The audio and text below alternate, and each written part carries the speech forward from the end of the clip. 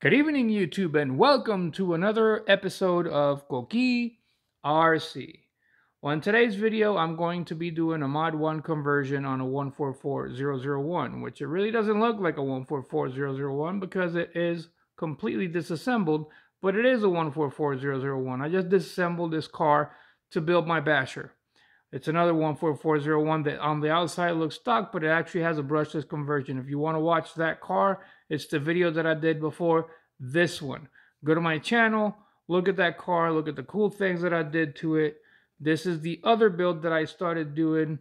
I decided to sway away from it. I shied away from what I was doing. I didn't like some things, how they came out. So I'm pretty much starting from scratch on this vehicle. As you can see, I have metal upgraded differential cases. Anyway, so for the Mod 1 conversion, there's multiple things that you got to take off, but I mean, with what I have at hand, I'm going to show you the things to get into the meat and potatoes of this conversion. The way that I did it is I went and saw other videos of people doing Mod 1 conversions and kind of compiled a little bit of each person's technique and took the best of all the worlds and came up with my own way of doing it. So without further ado, these differential cases right here, they have 6 screws on each differential. And once you take the 6 screws off, the tops pop off and you see your differentials. You pull out your, well, you got to take off a little part that goes on the motor mount, this piece. In your case, it might be plastic if you don't have an upgraded motor mount. And then take out your drive shaft, right? And you don't have to take out your differentials, but for demonstration purposes, for one reason only, I'm going to tell you that if you take the differentials out and you're like wondering now, oh my God, I can't remember, like it's an hour down the road and you're like, oh my God, I have to go find the manual and well, whatever. Anyway, so there is a fail-safe to know how to install these differentials the way they go if you can't remember how to do it. Okay, one way, and you use the one that you like best, is wherever the motor is, you put the teeth facing the opposite end and you put the differential in. So pretty much the plate faces you. That's one way. Then the other one goes the opposite way. That's how you can remember it. The front one faces away from the motor. The back one goes facing the motor. Now, another way, and this is the easiest one to remember, is even on the plastic ones. Plastic and metal differential cases are both have the same thing. Inside of the differential case, there is a mark, and you can see it right there. There's the back one. And there is the front one. Oh, this one's so dirty that you can't see it, but it has the same mark. You see that mark in there? That slot?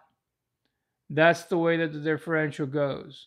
So because they're interchangeable, it doesn't matter where you put each differential case. If you remove these, the slot's going to sit in the same place as long as you install it correctly. And then when you see the slot, that's where the differential goes. Okay? That's a quick little tip for those of you because I've run into that issue the first time that I took this thing apart. Anyway, so once you have all that apart, there's a screw on here.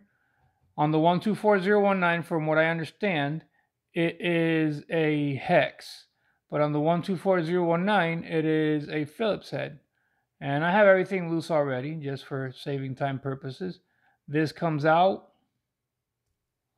And then you have 2 bearings that go onto it, and then you can remove your spur gear and then remove the bearing that's on your spur gear, and you can leave the other side assembled because you're not going to do nothing with it. Kind of put the drive shaft aside for a minute. Now if you have the plastic one, the plastic spur gear, I had already upgraded this one, but if you do have the plastic spur gear, as you're removing it, what you want to do is you want to take the end of the long side, the one that had the bearing on it, this side right there, that side. There's a short side that goes towards the back, and there's a long side that goes towards the front. And that bearing that you took off of there is what sits in the slot on the motor mount. And of course, you got to take your pinion off too, which, you know, it's a 1.5 millimeter hex. So the long side, if you have the plastic one still, look, see, it's even with the other one. You cut that piece off, completely off. Try to get it as close to the body of the spur gear as possible and cut it, because you're going to be using that piece. Now, I did attempt, okay, because I've already done this. I did it to kind of get all the kinks out of it before I made the video. I did attempt on the plastic one to grind it around and around and around and cut this side off and fit it inside of the slot of the of the pinion that I'm using, Mod 1. But when I did that, I mean, it worked perfectly, but when you went to install everything, you didn't have enough clearance to do the things that you need to do on the backside, which, now that I'm thinking about it, that might be the way that I do it next time, because I had to change the way that I was going to do it anyway. All right, so anyway, you cut that piece, you have your Mods 1 gearing. Okay, so here are two different Mod 1 gears, okay? This is a 29 tooth, this is a 34 tooth. If you want to use a 34 tooth, you're going to have to cut into the chassis, because this rubs against it when it's on. This is really the one that I wanted to use. I wanted to use this 34, but I don't want to do no alterations to the chassis, so I'm just not going to use this. I'll save it for some other conversion, and it's because it's relatively bigger than the stock gear. If you can, let me show you. It's kind of hard to show it, but it is. It's pretty big compared to the stock, so can't use it.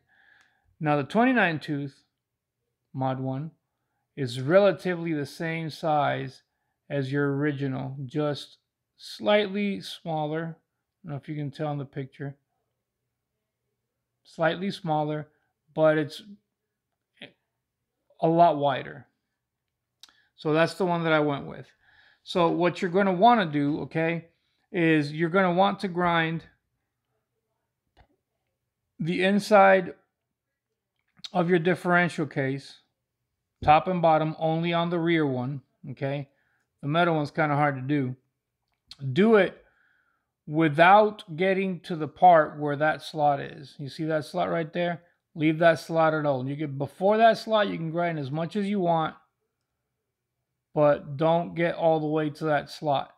Do it until your pinion fits in that slot. Okay?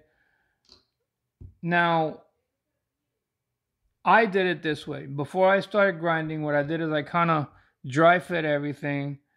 I put the little the bearing on the piece that you cut off.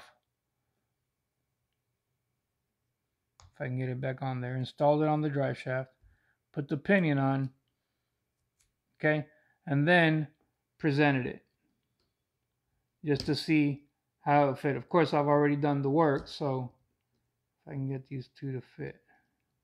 The spacing, okay. So there you go.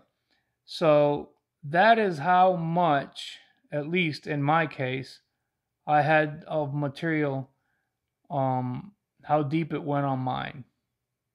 Okay, because the shaft on this 1.1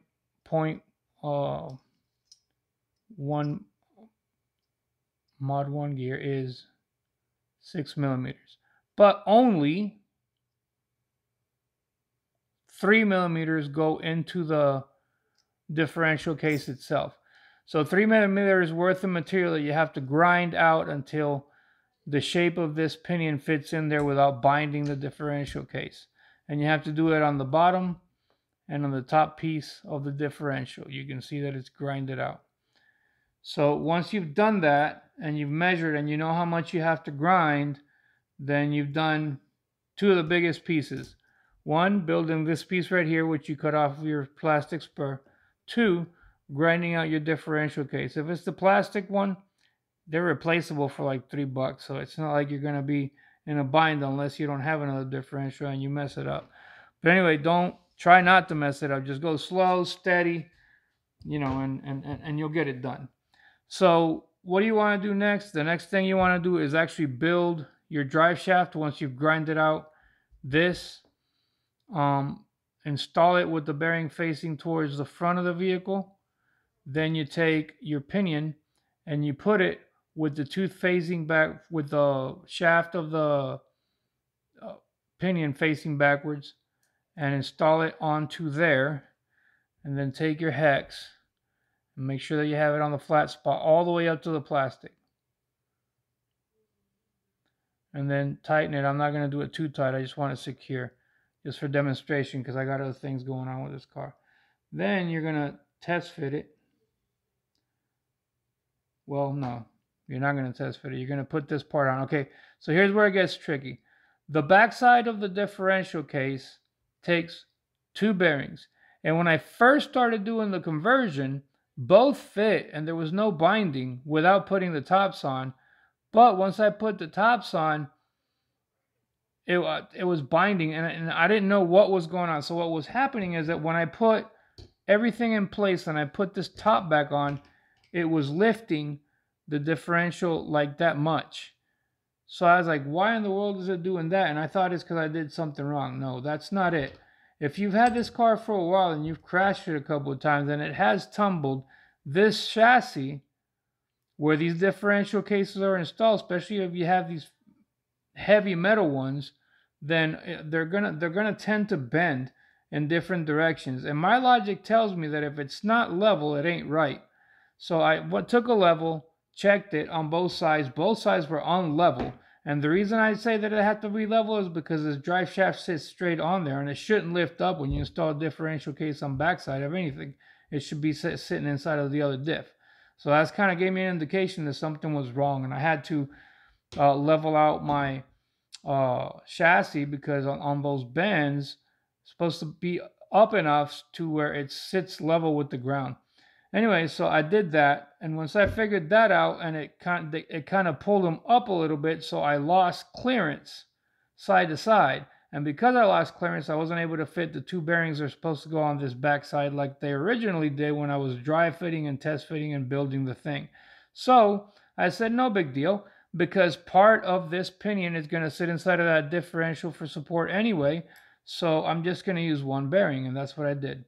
So you're only going to use 1 bearing on the reinstallation of everything, and then you're going to put this piece back on, and let's do it real quick. And then I'm just going to put it in there, and I'm not going to tighten it all the way. I'm just going to tighten it until it doesn't move. Make sure you Loctite these when you get them back in, though, because you're going to have problems with it coming loose. It's happened to me already a couple of times. All right, so fit it in the slot. That's why you didn't want to get rid of that slot when I told you to shave the differential.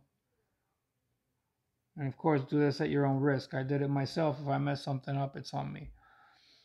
So, and you see how close that sits to that motor mount? So that means that you can no longer use the dust cover for the pinion gear. So you're going to have to come up with something to cover, and if it doesn't bother you, just leave it as is. And that's what I'm going to do. I'm just going to leave it like that and not worry about it. Then you're going to put your differentials back in the way they're supposed to go to test. You're testing right now, right? Of course, I don't have the pinions yet, so I can't do that part of it. And then you put them on there. And I'm just going to put a couple of screws in each so you can see that everything just works just fine.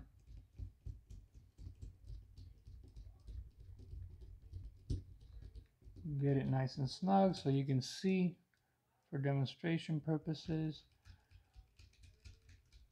Now these metal differentials, if you've done differentials before on your car, the plastic ones kind of tend to bind stuff because they flex. These don't. These you can Gorilla tight them, but be careful not to strip them, and they're okay. And that might be the reason why my stuff bent, is because these things are actually pretty heavy. And the impact of this chassis with these heavy differential cases, plus the differential being in it, might be the culprit to why my chassis actually bent. Or it might have just been the fact that I crashed at 70 miles an hour and it tumbled for like 20 feet.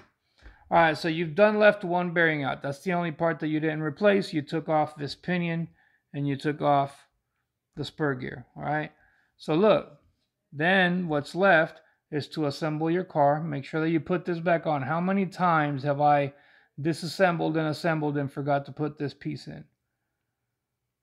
Make sure that you put that piece right there before you continue your assembly. And there you go. That is it. There's mod 1 on a 144001. And it sometimes when you reinstall your differentials, I've noticed this, I don't stress it. So it's kind of not in sync, but once you apply power to it and it starts turning, everything becomes nice, loose, and smooth. You're not doing anything wrong. As long as it's not binding the differential when you install a drive shaft on there, and it's not hard to get the drive shaft in there, you're okay. You just have to let it work. And it's working. So a good way to do it is to take your fingers and see, well, my hands are greasy. I can't do it right now, but is to take your fingers, and if you can turn the drive shaft with your fingers, you should be okay.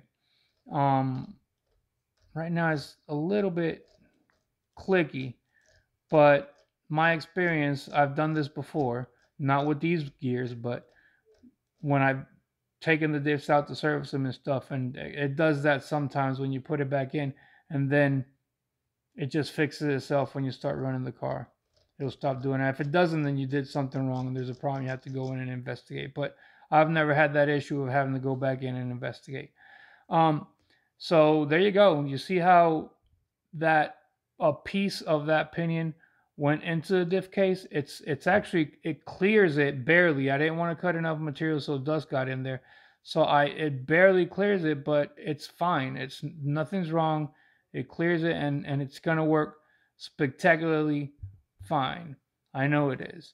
Then the last thing that you would have to do is put on a pinion and adjust it. Okay, so speaking of adjusting, of course, how am I going to adjust it? These motor mounts are not adjustable. Well, go into Aliexpress and search for the 144001 adjustable motor mount. They do exist now. The only thing that you have to worry about, or you don't have to worry about, is that it does not have these two holes. If you're using the big cans, you don't have to worry about these two holes anyway. It doesn't come with them. It only comes with the top holes, and it has a slot that's about maybe 10 millimeters wide, maybe 6, 7, 8 millimeters. So there's plenty of clearance to move that motor left and right as you need once you get that motor mount. I don't have it in yet, but when I do get it, I'm going to do a video because that's when I'm really going to install all these pieces that I just give you a demonstration of how they work. Other than that, that's it. Until the next time, and I'll find more stuff to post, so that you can keep watching and getting ideas on how to fix your own cars. Thanks for watching. Please subscribe, leave comments, give me comments. I want feedback. I want to know what you think. I want to know what's going on with your cars, and I'll go and look at your channel. If you comment on my videos, I will go and look at the stuff that you've been posting. And if you don't post anything, that's fine too. Still leave me a comment because I want to know how I'm doing. Thank you and have a great evening.